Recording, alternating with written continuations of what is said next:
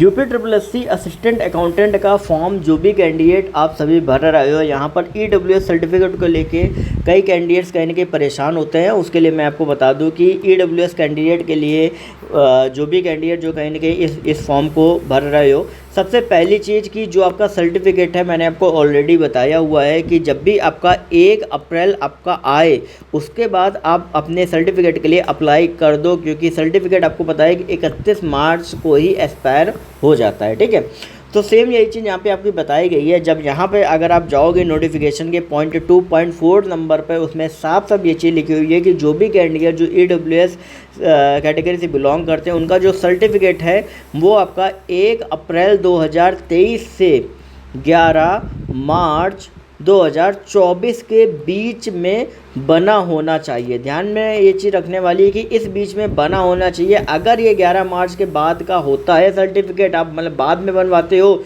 तो आप एलिजिबल नहीं होगे EWS कैटेगरी के लिए। तो जितने भी कैंडिडेट हैं जो प्रिपरेशन कर रहे हैं, ध्यान में एक चीज़ आपको रखनी है कि आपका जो EWS का जो सर्टिफिकेट है वो आपका बना होना चाहिए 1 अप्रैल से 11 मार्च के बीच में। जिनका बना हुआ है उनको बिल्कुल भी परेशान होने की ज़रूरत नहीं है।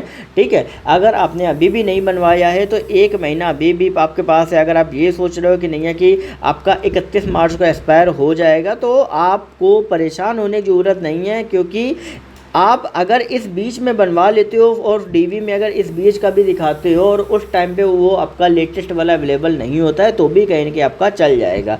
अब यहाँ पे कई कैंडिडेट्स को कन्फ्यूजन ये आती है कि भैया वहाँ पर आपका लिखा होता है ऊपर सर्टिफिकेट में कि किस वर्ष के लिए। तो ध्यान में रखना है कि आपका जो वर्ष होता है वो 2023 और 24 का वर्ष रहेगा, लेकिन 2022 और 23 की जो आपका इनकम होती है पूरे साल की, उस बेस पे 2023-24 का जो आपका सर्टिफिकेट है वो आप सभी का बनता है। तो ये ध्यान में रखने वाली बात है।